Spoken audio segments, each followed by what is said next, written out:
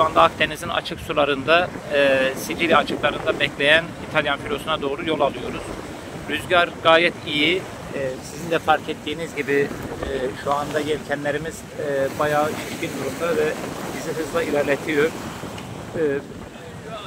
Fark edebiliyor musunuz bilmiyorum. Şu anda Akdeniz'in açık sularında farklı noktalarda filonun geriye kalan tekneleri var. Şu anda sürecimiz gayet planlandığı gibi iyi gidiyor. Sabahleyin veya öğlene doğru İtalyan filosuyla buluşacağız gibi duruyor.